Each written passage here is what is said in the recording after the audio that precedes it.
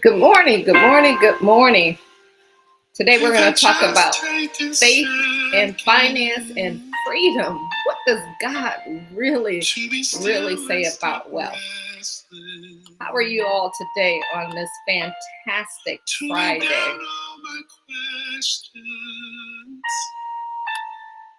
And watch you move. Yes. Watch you move. We're going to watch God move. When I turn my agenda. Come on, y'all. How y'all doing this morning? Good morning, good morning, good morning. When you find me the center. Yeah, today we're going to talk about faith and freedom. This is Faith and Freedom Friday. Let me ask you a question. Have you ever struggled with the idea of being wealthy as a Christian? A lot of us have, right? Maybe you've heard phrases like money is the root of all evil. Maybe you heard things like that, or you wondered if pursuing financial success puts you at odds with your faith. That's what we're going to talk about today. So as you come on, say hello so that we can say hello back to you. And we're going to dive into that in a second, but y'all know how we like to do it in the beginning. We want to hear some worship. So I'm going to be quiet for just a second to give you guys a chance to share and let us know where you're tuning in from and if you're catching this during the live or replay. And y'all enjoy this worship here, y'all. Come on now. With a peace never ending, I am consumed. What is your favorite worship song? All right. Well, welcome, y'all. My name is Cathy McReynolds. We're with Bible Business Academy, and we're going to go ahead and get everything started here. Today, it is Faith and Freedom Friday. And as I just said, let me ask you this quick question. Have you ever struggled with the idea of being wealthy? Like, who struggled with that? Let me know, especially as a Christian. You know, maybe you've heard phrases like money is the root of all evil. Who's heard that phrase? Let me know in the comment. Drop a money emoji down there. Or maybe you wonder if pursuing financial success is at odds with your faith. I'm telling you, I struggled with this so much in the beginning, back like 30 something years ago, when I started my financial service business. It was really hard to say, is it okay? Because you've been, where I came from, that's what you were ingrained with. Like, no, you shouldn't work for money or have money. And money is not the problem, though. Remember that it's the love of money that leads to trouble. And God has a divine purpose for prosperity in your life. And that's how you have to make that shift. And that's what we're going to talk about today. We're going to uncover the truth about what he says about wealth and the role that it should play in your faith, and how you can align your success with his purpose, because that's the whole key, to align your success with God's purpose. So grab your pen and paper if you don't have it, because we got a lot to go over, because throughout history, y'all, many people have wrestled with that concept of wealth. Many people have wrestled with that. And I've heard countless, I just told you a little of mine, stories of individuals who believed that they had to choose between faithful to God and pursuing financial success. And because they had to choose it, because they hear it, they avoided opportunities. They wanted to live guilt-free, and it was guilty just wanting more, like I talked about, or they struggled to provide for their families because they believed that desire to go out and create wealth and do things was wrong. It has sidelined so many people, but the truth of the matter is the Bible tells a completely different story. And that's what we're going to talk about. I want you to consider Abraham and how he was blessed so abundantly, and not for selfish reasons. And that's the difference. He was blessed abundantly so he can establish himself as the fathers of nations and a blessing to others. And you can find that in Genesis 12:2. Or just think of Solomon. Solomon asked for wisdom, but guess what he received? He received wealth and honor as well, because his heart, that's the key right there. His heart was aligned with God's purpose. So as you're out there, and that's in 1 Kings 3:13, as you're out there, just think of where your heart is, because these examples, just these in the Bible, reminds us that God doesn't condemn wealth. He entrusted to those who steward what he has given them wisely and use it for his glory. And that's what I want to share with you. I want to share today, y'all, some facts that you can take to heart, not just to hear it, but let it transform how you think, let it transform how you act, let it transform how you do things. Because God does desire prosperity for his people, like you desire for your kids, for your family.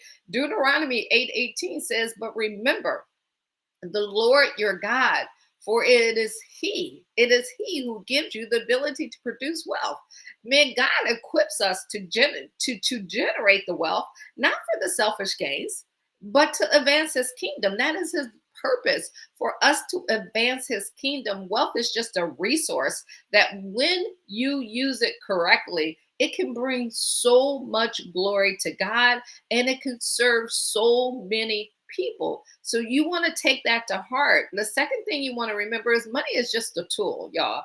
It is not a master. Let me repeat that. Money is a tool. It is not a master. So just check yourself before you wreck yourself, right?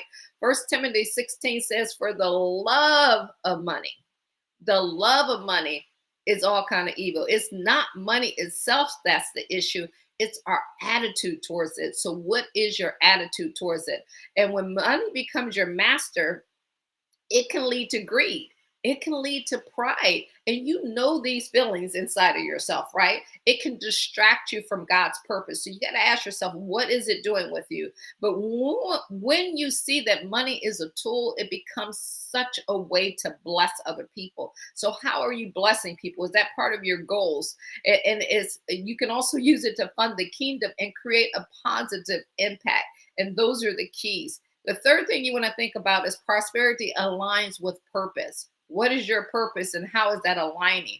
Proverbs 13:22 says a good person leaves an inheritance for their children's children. So wealth is just not about material possession. It's about creating a legacy. So what legacy are you focused on building, and how? Because building wealth allows the opportunity to create things for other people, not just for yourself. It allows you to invest in future generations, and that reflects God's goodness in the marketplace, in business. And so just think on those things. And I want to share some practical steps as we come to the end here for faith-driven wealth building, because that's the key to shift your mindset, which is number one. Shift your mindset. Just understand that wealth is not inherently wrong. I just want to get that into you. It's about your heart and how you are using it. Just continue to ask yourself daily, how can I honor God with my finances? How can I honor him with my finances? The next thing is just be a good steward. Proverbs 3:9 reminds us to honor the Lord with your wealth, with the first fruit of all your crops. That means tithing. That means savings. That means investing. And that means being generous with what God has entrusted you with. We always know about the 10%, but what about the 90%? We all have challenges with that, because you want to make wealth a means, not the end, right? You want to use your business to solve problems. Use your business to create jobs. Use your business to support ministry. Use your business to create generational wealth. And just remember, Matthew 6:33 says, seek ye first the kingdom and his righteousness, and then all things will be given to you as well. So how are you prioritizing God's will so that everything else will fall in place? Just stay humble, y'all. Stay grateful. James 1:7 reminds us every good and perfect gift is from above. And that's the beauty, especially in the season that we're in. just remember to recognize that every success that you have is from God, and just remain grateful as you accumulate wealth and use it to glorify him. I just want to encourage you today. I want to encourage you, if you've been holding back in your business, if you've been holding back in your life just because of fear, or maybe it's confusion about wealth, I just want you to release those doubts. Even if you got to go back and listen to this over and over and over again, remember God desires for you to prosper, not so you can hoard riches, right? So that you can live out his purpose, and you can live it out with confidence and live it out with generosity. And it's about how you're giving. And if you're ready to align your finances and your business, or you're having struggles with that, and you want to follow God's plan, I invite you to join us at Bible Business Academy. You can go to BibleBusinessAcademy.com. There you're going to learn how to build a thriving business while staying rooted in biblical principles. And that's the key right there. You're also going to discover the tools and the community and the strategies that you need to help you to step into your calling with faith and freedom. That is the key right there. And so just remember this in closing, that wealth in God's hand is a powerful tool that you can use for good. And just do it the way that the word says, right? And your business is more than just the way to make a living, it's the way to make a difference. So let's build wealth with purpose, y'all. Let's use wealth as a way to align our hearts with God's will and trust him. Trust him to do extraordinary things through us. And just remember that together, y'all, we can move forward in faith. We can move forward in freedom. We can move forward in abundance, and we can make a huge and big difference. So don't let the world rob you. You know, the devil comes to kill, steal, and destroy. Don't let him destroy what God has put here for you and the purpose that he has for you. Use it to help people to change their life. Use it to help the kingdom to grow. Use it to make a difference, and use it for generational wealth. I hope you guys got value today. Let me know in the comments, what was your aha moment? What was that big value you got? And make sure you go to BibleBusinessAcademy.com, BibleBusinessAcademy.com, and let us help you grow your business with faith so that you can live out that purpose and have the freedom that God has given to you and he desires for us to have. All right, y'all. Have a great, great day. Let's end this Faith and Freedom Friday with a little bit more motivation. And I'll see you all on Monday. Have a great weekend. Make sure you drop it in the comments if there's any ways that we can help you. Appreciate y'all. Have a great day. Bye-bye.